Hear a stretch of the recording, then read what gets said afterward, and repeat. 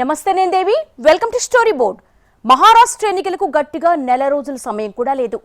కానీ మహా వికాస్ అఘాడీ ఇంకా అభ్యర్థుల జాబితా ప్రకటించలేదు. కాంగ్రెస్ మిత్రపక్షాలైన ఉద్ధవ్, శరద్ పవార్ వర్గాలతో సమస్యలు ఎదుర్కొంటోంది. హస్తం పార్టీలోనూ అంతర్గత సవాళ్లు కలవరపెడుతున్నాయి. గ్రూప్ వార్ ఎటు దారి తీస్తుందో అని ఆందోళన ఉంది. కాంగ్రెస్ త్వరగా సమస్యలు పరిష్కరించుకోకపోతే మహారాష్ట్రలోనూ హర్యానా కథ రిపీట్ కావచ్చన్న చర్చ నడుస్తోంది. మహారాష్ట్రలో ఎన్నికల వేడి మరింత రాజుకుంది. అయినప్పటికీ మహా వికాస్ అఘాడీ కూటమి అభ్యర్థుల జాబితా విడుదల చేయలేదు. కాంగ్రెస్, శివసేన, ఉద్ధవ్ వర్గం మధ్య విభేదాలు రచ్చకెక్కాయి. లోక్సభ ఎన్నికల ఫలితాలతో కాస్త ఊపొచ్చిందనుకున్న కాంగ్రెస్ హర్యానా ఫలితాలు షాక్ ఇచ్చాయి. గెలుపు ముంగిట బోర్లా పడటాన్ని హస్తం పార్టీ జీర్ణించుకోలేకపోతోంది. ఇదే సమయంలో మిత్రపక్షం ఆప్ విడిగా పోటీ చేయడంతోనే కొంప మునిగిందనే విశ్లేషణలు మొదలయ్యాయి. కాంగ్రెస్, బీజేపీ మధ్య 0.9% ఓట్ల తేడా ఉండగా ఆప్కు 1.8% ఓట్లు రావడంతో కాంగ్రెస్ స్వయంకృతంతోనే ఆ పార్టీ పుట్టి మునిగిందనే చర్చ జరుగుతోంది. దీంతో 6 సీట్ల కోసం పట్టుబట్టి ఏకంగా అసలుకే ఎసరు తెచ్చుకున్నామని గ్రహించిన కాంగ్రెస్ మహారాష్ట్రలో ఆ తప్పు చేయకూడదని ఫిక్స్ అయింది. అందుకే మొదట్లో పోటీ చేయాలనుకున్న సీట్ల సంఖ్య తగ్గించుకోవడానికి కూడా సిద్ధమైంది. బీజేపీ ఓటమే లక్ష్యంగా సీట్ల సర్దుబాటు ఉండాలని, ఎక్కువ సీట్ల కోసం పట్టుబట్టొద్దని రాహుల్ గాంధీ కూడా రాష్ట్ర నేతలకు దిశానిర్దేశం చేశారు. కానీ హర్యానా ఫలితాల తర్వాత కాంగ్రెస్ను వ్యూహాత్మకంగా ఇరుకున పెడుతున్న శివసేన తీరుపై కాంగ్రెస్ నేతలు గుర్రుగా ఉన్నారు. అటు శరద్ పవార్ కూడా డబుల్ గేమ్ ఆడుతున్నారనే అనుమానాలున్నాయి.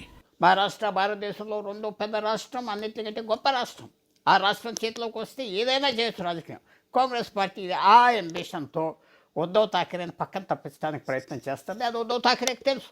ఉద్ధవ్ ఠాకరే శివసేన మీద ఆయనకున్న ఆప్షన్ ఏంటంటే ఇప్పుడే కాంగ్రెస్ పార్టీతో దెబ్బలాడాలా, ఎలక్షన్ అయిపోయాక దెబ్బలాడాలా. ఆయన ఇప్పుడే దెబ్బలాడుతున్నాడు. నాకు ఎక్కువ సీట్లు ఎందుకు అడుగుతున్నాడంటే కాంగ్రెస్ పార్టీకి తక్కువ సీట్లు రావాలి. మహారాష్ట్రలో ఎన్నికల ముందే కాంగ్రెస్కు సమస్యలు మొదలయ్యాయి.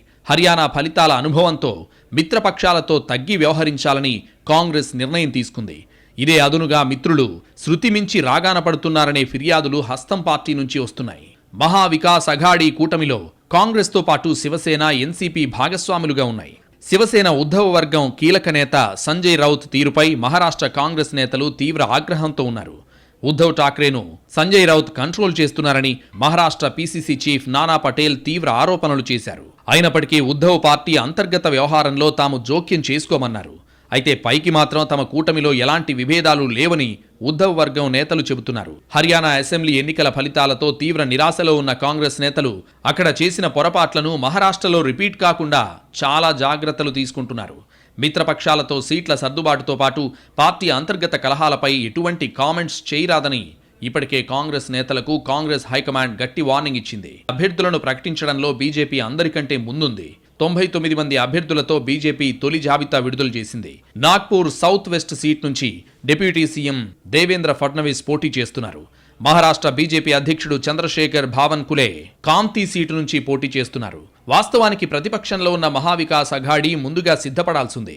మహారాష్ట్రలో ఇండియా కూటమికి పార్లమెంట్ ఎన్నికల్లో విజయం అతి విశ్వాసాన్ని కలిగించింది. దీంతో ఇండియా కూటమిలోని ప్రతి భాగస్వామ్య పార్టీ క్షేత్రస్థాయిలో తమకే బలం ఉందని క్లెయిమ్ చేస్తున్నారు. మహారాష్ట్రలో కాంగ్రెస్, శరద్ పవార్, ఉద్ధవ్ ఠాక్రేల మధ్య వైరుధ్య లక్ష్యాలు కూడా ఉన్నాయి. శివసేన చీలిపోవడంతో ఉద్ధవ్ ఠాక్రే బలహీనపడ్డారని కాంగ్రెస్ భావిస్తోంది. శరద్ పవార్ ఇప్పటి వరకు పైకి ఏం మాట్లాడడం లేదు, కానీ గుంభనంగా వ్యవహరిస్తున్నారు. ఉన్నట్టుండి శరద్ పవార్ సీఎం ఏక్నాథ్ షిండేతో భేటీ అయ్యారు. ఇక అజిత్ పవార్తోనూ టచ్లో ఉన్నారనే అనుమానాలు లేకపోలేదు. ఈ పరిస్థితుల్లో పవార్ నమ్మదగ్గ వ్యక్తేనా అని కాంగ్రెస్కు లోలోపల సందేహాలున్నాయి. అలాగని బయటపడి ఏమీ చెప్పలేని స్థితిలో ఆ పార్టీ ఉంది. మహా వికాస్ అఘాడీ ప్రధాన పార్టీల మధ్య పరస్పర అపనమ్మకం సమస్యగా ఉంది. మహారాష్ట్రలో అసెంబ్లీ ఎన్నికలు సమీపిస్తున్నాయి. మొత్తం 288 మంది సభ్యుల అసెంబ్లీలో విదర్భ 22% స్థానాలకు ప్రాతినిధ్యం వహిస్తుంది. ఇక్కడ మెజారిటీని సాధించడం అన్ని పార్టీలకు చాలా కీలకం. ఇటీవల లోక్సభ ఎన్నికల్లో విదర్భలోని 10 లోక్సభ స్థానాలకు ప్రతిపక్ష మహా వికాస్ అఘాడీ 7 విజయం సాధించింది. కాంగ్రెస్ అత్యుత్తమ ప్రదర్శన కనబరిచి 5 స్థానాలను గెలుచుకుంది. మహా వికాస్ అఘాడీలో కూటమి నుంచి శివసేన చీలిక సృష్టిస్తోందని కాంగ్రెస్ ఆరోపణలు చేస్తోంది. హర్యానా ఫలితాన్ని అడ్వాంటేజ్ తీసుకోవడానికి శివసేన ప్రయత్నించడం కాంగ్రెస్కు నచ్చడం లేదు. ఎన్సీపీ మాత్రం మిత్రపక్షంగా ఈ 2 పార్టీల పంచాయతీలో వేలు పెట్టాలని కోరుకోవడం లేదు. పైగా అసలేం జరుగుతుందో చూద్దామనే వైఖరితో ఉంది. శరద్ పవార్ ప్రస్తుతానికి మౌనంగా ఉన్నారు. కానీ అదును చూసి గళమెత్తుతారని భావిస్తున్నారు. హర్యానా ఫలితాల తర్వాత తన పనితీరు కంటే మిత్రులతో సమన్వయమే అసలు కీలకమని కాంగ్రెస్ అర్థం చేసుకుంది. ఈ దిశగా ఆ పార్టీ అన్ని ప్రయత్నాలు చేస్తోంది. కానీ కొందరు సొంత పార్టీ నేతలు కూడా మిత్రుల్ని మరీ నెత్తినెక్కించుకోకూడదని హైకమాండ్కు సలహాలిస్తున్నారు. దీంతో ఏం చేస్తే ఏమవుతుందోననే అయోమయం కాంగ్రెస్లో కనిపిస్తోంది. మహారాష్ట్రలో మిత్రపక్షాల సంగతి తర్వాత మొదట కాంగ్రెస్లోనే అంతర్గత విభేదాలున్నాయి. రాష్ట్ర స్థాయిలో ప్రభావం చూపే నేత లేకపోయినా పార్టీలో గ్రూపులకు కొదవలేదు. హర్యానాలోనూ ఈ గ్రూపులే కొంప ముంచిన తరుణంలో మహారాష్ట్రలో కాంగ్రెస్ అప్రమత్తం కావాల్సిన అవసరం కనిపిస్తోంది. మహారాష్ట్రలో కాంగ్రెస్ పరిస్థితి దారుణంగా ఉంది. ఈ రాష్ట్రంలో కాంగ్రెస్ 4 గ్రూపులుగా చీలిపోయింది. ప్రస్తుత పీసీసీ అధ్యక్షుడు నానా పటోలే అనుకూల వర్గం అందులో మొదటిది. రెండవ వర్గానికి బాలాసాహెబ్ థోరట్ నాయకత్వం వహిస్తున్నారు. ఈ 2 వర్గాలకు పోటీగా వర్షా గైక్వాడ్ కూడా ప్రత్యేక వర్గాన్ని ఏర్పాటు చేసుకున్నారు. ప్రతిపక్ష నేత విజయ్ వాడెట్టివార్ సైతం తన వర్గాన్ని ఏర్పాటు చేసుకుని రాజకీయం చేస్తున్నారు. త్వరలో మహారాష్ట్ర అసెంబ్లీకి ఎన్నికలు జరగనున్నాయి. ఈ గ్రూపు రాజకీయాలు పార్టీ అధిష్టానాన్ని అసహనానికి గురిచేస్తున్నాయి. కనీసం పోటీ చేసే ప్రతి సీటును గెలవాల్సిన స్థితిలో వర్గపోరుతో ప్రత్యర్థులు లాభపడతారని అధిష్టానం పెద్దలు ఆందోళన చెందుతున్నారు. మిత్రపక్షాల్ని సంతృప్తి పరచడానికంటే ముందు సొంత పార్టీ నేతల్ని బుజ్జగించడం కాంగ్రెస్కు పెద్ద టాస్క్గా మారే ప్రమాదం కనిపిస్తోంది. హర్యానాలో హుడా వర్గానికి ప్రాధాన్యత ఇచ్చారని అలిగిన కుమారి షెల్జా ఏకంగా ఎన్నికల ప్రచారానికే దూరంగా ఉండి దళిత ఓటు బ్యాంకుకు గండి కొట్టారు. మహారాష్ట్రలో అలాంటి పొరపాట్లు జరగకుండా చూసుకోవాల్సింది. దీనికోసం కాంగ్రెస్ ఏ వర్గానికి పెద్దపీట వేయకుండా అందర్నీ కలుపుకుని పోవాల్సిన అవసరం ఉంది. మహారాష్ట్రలో కాంగ్రెస్కు పాన్ మహారాష్ట్ర ఉనికి ఉన్న నాయకుడు లేరు. బదులుగా లాతూర్లో అమిత్ దేశ్ముఖ్, గడ్చిరోలి, చంద్రాపూర్లో విజయ్ వాడెట్టివార్, భండారాలో నానా పటోలే ఇతరులతో సహా లోక్సభ ఎన్నికల సమయంలో దాని బలమైన కోటలను బలోపేతం చేయడానికి ఉప ప్రాంతీయ నాయకులపై ఆధారపడింది. హర్యానాలో హుడా మాదిరిగా మహారాష్ట్రలో పెద్ద నేత లేకపోవడం పార్టీకి కలిసొస్తుందని, ఏ ప్రాంతానికి ఆ ప్రాంతంలో అక్కడ ప్రభావం చూపగలిగే నేతల్ని తృప్తిపరిస్తే సరిపోతుందని కాంగ్రెస్ లెక్కలేస్తోంది. మరి ఈ వ్యూహం ఎంతవరకు పనిచేస్తుందనేది చూడాల్సి ఉంది. గ్రూపులున్నా లోక్సభ ఎన్నికల్లో మెరుగైన ఫలితాలే వచ్చాయని, కాబట్టి అసెంబ్లీ ఎన్నికలకు గ్రూపులతో సమస్య లేదని అనుకోవడానికి లేదు. ఎందుకంటే పార్లమెంట్ ఎన్నికల్లో గ్రూపుల లక్ష్యం రాహుల్ని ప్రధాని చేయడం. అందుకోసం అందరూ కలిసి పనిచేశారు. కానీ అసెంబ్లీకి వచ్చేసరికి ఎవరి ప్రాధాన్యాలు వారికుంటాయి. ఎవరికి వారికే పదవీ కాంక్ష ఉంటుంది. సీఎం కాకపోయినా కనీసం మెజారిటీ ఎమ్మెల్యేలు తమ చెప్పు చేతల్లో ఉండాలని టికెట్ల కేటాయింపు దగ్గరే పంచాయతీ మొదలవుతుంది. అలా జరగకుండా కాంగ్రెస్ అధిష్టానం అప్రమత్తంగా వ్యవహరించాల్సిన అవసరం కనిపిస్తోంది. కాంగ్రెస్కు మిత్రపక్షాలతో, సొంత పార్టీ నేతలతోనే కాదు, పెద్దగా ప్రభావం చూపని చిన్న పార్టీలతోనూ కష్టాలు తప్పడం లేదు. కానీ లోక్సభ ఎన్నికల్లో తాము త్యాగాలు చేశామని ఠాక్రే చెబుతున్నారు. కాంగ్రెస్ మాత్రం శివసేనలో బలమైన అభ్యర్థులు లేరంటోంది. ఇలా బీజేపీని ఓడించాలన్న ఉమ్మడి లక్ష్యాన్ని పక్కనబెట్టి మిత్రపక్షాలు ఒకరిపై ఒకరు పైచేయి సాధించడానికి టికెట్ల కేటాయింపు కంటే ముందే పొలిటికల్ గేమ్ మొదలు పెట్టడం కాంగ్రెస్కు హెచ్చరిక సంకేతాలు పంపుతోంది. వీటిని ఇలాగే వదిలేస్తే మహారాష్ట్రలోనూ షాక్ తప్పదనే గుబులు ఆ పార్టీలో రేగుతోంది. హర్యానా మాదిరిగానే మహారాష్ట్రలోనూ అంతర్గత సర్వేలు కాంగ్రెస్దే గెలుపని చెబుతున్నాయి. ఇతర సర్వేలు కూడా కాంగ్రెస్కే మెజారిటీ సీట్లొస్తాయనే తేల్చేస్తున్నాయి. కానీ ఈ సర్వేల్ని నమ్ముకుని ముందుకెళ్లడానికి హస్తం పార్టీ రెడీగా లేదు. సర్వేల్ని పట్టించుకోకుండా లోక్సభ ఎన్నికల్లో ఆధిక్యం గురించి గుర్తుంచుకోకుండా ఫ్రెష్గా అసెంబ్లీ ఎన్నికలకు వెళ్లాలనే ఉద్దేశంతో ఉంది. ఎన్నికల ప్రచారంలో గ్రౌండ్ రియాలిటీని బట్టి అప్పటికప్పుడు వ్యూహరచన చేయాలనే సంకల్పం తీసుకుంటోంది. అప్పుడే వీలైనంత త్వరగా జనంలోకి వెళ్లడానికి అవకాశం ఉంటుంది. ఇక్కడ లోకల్గా రాష్ట్ర వ్యాప్తంగా ప్రచారం చేయగలిగే నేతలు లేకపోవడం మరో లోటు. ప్రచారానికి రాహుల్ పైనే ఆధారపడాల్సి రావచ్చు. అలాంటప్పుడు మరింత ముందస్తు ప్లానింగ్ అవసరమవుతుంది. కానీ ఎక్కువ సమయం లేదు. మరి ఈ సమస్యల్ని కాంగ్రెస్ ఎంత త్వరగా చక్కదిద్దుకుంటుందనేది ఆ పార్టీ ఫేట్ డిసైడ్ చేయనుంది. మహారాష్ట్ర ఫలితం కాంగ్రెస్కు చాలా ముఖ్యం. హర్యానాలో షాక్ తగిలిన తరుణంలో మహారాష్ట్రలోనూ ఓటమి ఎదురైతే 2029 ఎన్నికల నాటికి కాంగ్రెస్ పునరుజ్జీవం కష్టమే. అటు బీజేపీకి కూడా మహారాష్ట్ర ఎన్నికలు కీలకమే. మహారాష్ట్రలో బీజేపీ గెలిస్తే ఇక కాషాయ పార్టీకి తిరుగులేనట్టే. అందుకే మహారాష్ట్రలో బీజేపీ దూకుడుకు అడ్డుకట్ట వేయడం కాంగ్రెస్కు రాజకీయంగానూ అవసరం. లేకపోతే రాజకీయంగా ముప్పు తప్పదు. మహారాష్ట్రకు వచ్చే వరకు పార్లమెంట్ ఎన్నికల్లో బీజేపీ బాగా దెబ్బతిన్నది. మహారాష్ట్రలో 48 లోక్సభ సీట్స్ ఉంటాయి. దేశంలో ఇది 2వ పెద్ద రాష్ట్రం. ఉత్తరప్రదేశ్లో 80 సీట్ల తర్వాత 48 సీట్స్ మహారాష్ట్రలోనే ఉంటాయి. అందులో అసెంబ్లీ సీట్ల లెక్క ప్రకారం చూసినా యూపీలో 403 సీట్స్ ఉంటాయి. మహారాష్ట్రలో 288. మిత్రపక్షాలతో పోలిస్తే కాంగ్రెస్కే ఎక్కువ బాధ్యత ఉంది. మిత్రపక్షాలకు లక్ష్యాలు పరిమితంగా ఉంటాయి, కానీ కాంగ్రెస్ విస్తృత లక్ష్యాల మేరకు పనిచేయాల్సి ఉంటుంది. ఏమాత్రం తేడా వచ్చినా హర్యానా ఫలితం రిపీట్ అయ్యే అవకాశం లేకపోలేదు. అటు బీజేపీ గెలుపు కోసం సర్వశక్తులు ఒడ్డుతోంది, కాంగ్రెస్ మాత్రం ఇంకా సవాళ్లతోనే సావాసం చేస్తోంది. వీలైనంత త్వరగా ఈ పరిస్థితి నుంచి బయటపడాలి.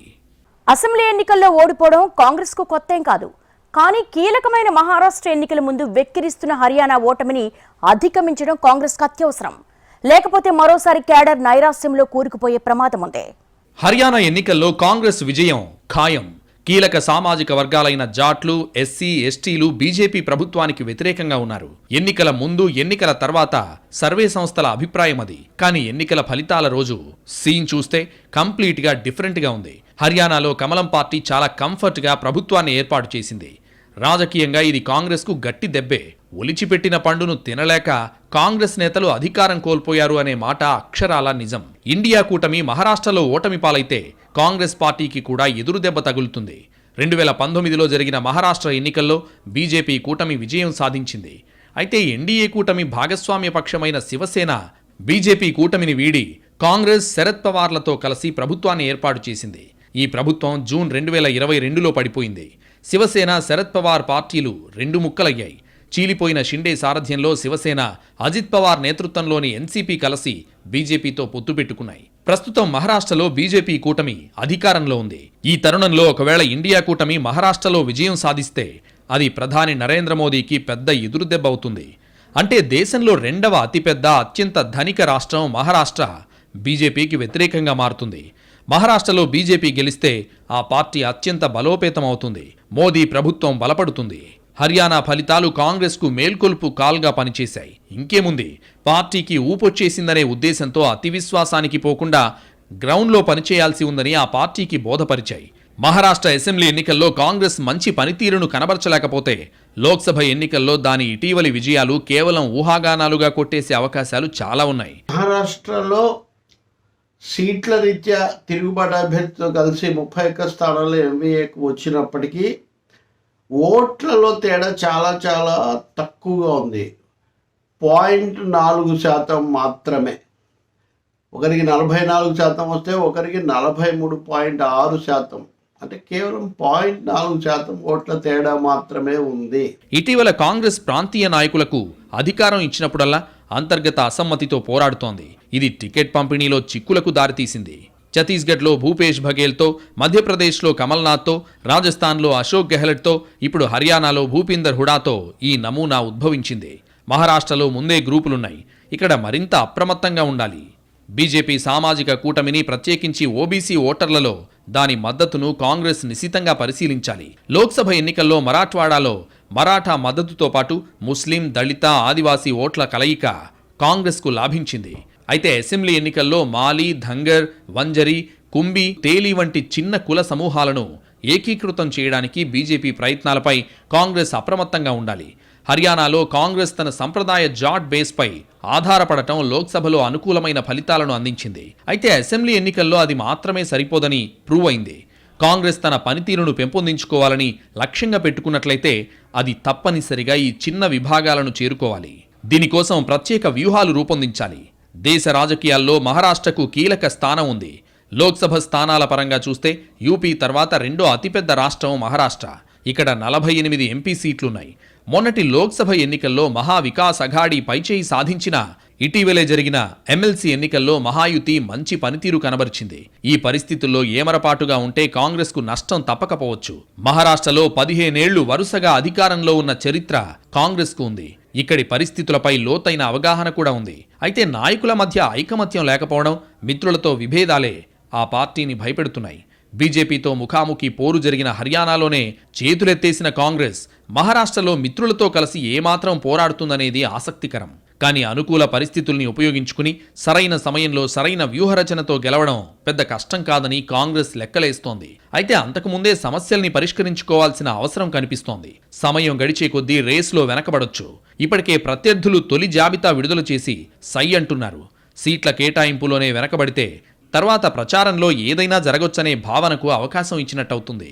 మహాయుతి సర్కార్పై జనంలో ఉన్న వ్యతిరేకతను క్యాష్ చేసుకోవడం కాంగ్రెస్ చేయాల్సిన మొదటి పని. ఆ తర్వాత జనంలోకి పంపాలి. అన్నింటికంటే ముఖ్యం హర్యానా మాదిరిగా కాకుండా మహారాష్ట్ర పార్టీలో నేతలంతా ఎన్నికల ప్రచారంలో చురుగ్గా పాల్గొనేలా చూడాలి. ఇవన్నీ జరిగితే ఖచ్చితంగా కాంగ్రెస్కు విజయావకాశాలు పెరుగుతాయి. కానీ ఆ దిశగా కాంగ్రెస్ ఎంత త్వరగా ప్రయత్నాలు మొదలు పెడుతుందనేది చూడాల్సి ఉంది. మహారాష్ట్రలో కూటములు ఉండొచ్చు, పేరుకి చాలా పార్టీలు ఉండొచ్చు, కానీ అమీతుమీ తేల్చుకోవాల్సింది మాత్రం కాంగ్రెస్, బీజేపీనే. ఆయా పార్టీల జాతీయ ఆకాంక్షలు, రాజకీయాల్ని మహారాష్ట్ర ఫలితం తీవ్రంగా ప్రభావితం చేసే అవకాశం ఉంది. అందుకే గెలుపు కోసం మిగతా పార్టీల కంటే బీజేపీ, కాంగ్రెస్ సర్వశక్తులు ఒడ్డాల్సింది. బీజేపీ ఇప్పటికే పని మొదలుపెట్టుకుంది. ఇక కాంగ్రెస్ కూడా సర్దుకుని లేచి పరిగెత్తాల్సిన సమయం వచ్చేసింది. మహారాష్ట్రలో అసెంబ్లీ ఎన్నికలకు గట్టిగా 30 రోజుల సమయం కూడా లేదు. ఏదో రకంగా మిత్రుల్ని కన్విన్స్ చేసి ప్రచార రంగంలోకి దూకాలి. అలా హర్యానాలో తగిలిన ఎదురు దెబ్బ నుంచి కోలుకున్నామని క్యాడర్కు సంకేతాలు పంపాలి. అప్పుడు కాంగ్రెస్ పార్టీ పై స్థాయి నుంచి కింది స్థాయి వరకు పూర్తి సామర్థ్యం మేరకు ఎన్నికల్లో బీజేపీతో పోరాడగలుగుతుంది. హర్యానా మాదిరిగా కాకుండా మహారాష్ట్రలో కాంగ్రెస్ ఖచ్చితంగా కడదాకా పోరాడాలి. గెలుపోటముల ఆలోచన పక్కనబెట్టి పార్టీ పరంగా చేయాల్సిన అన్ని ప్రయత్నాలు గట్టిగా చేయాలి. అవసరమైతే ఈ విషయంలో బీజేపీని ఆదర్శంగా తీసుకోవాలి. ప్రత్యర్థి నుంచి మంచి లక్షణాల్ని తీసుకునైనా సరే రాజకీయంగా లబ్ధి సాధించడం కాంగ్రెస్కు అత్యవసరం. మరి మహారాష్ట్ర గడ్డపై జెండా పాతి కాంగ్రెస్ పునరుజ్జీవం సాధ్యమేనని నిరూపితం అవుతుందా, లేదంటే మరో ఓటమితో హర్యానా షాక్ కొనసాగిస్తుందా అనేది చూడాల్సి ఉంది.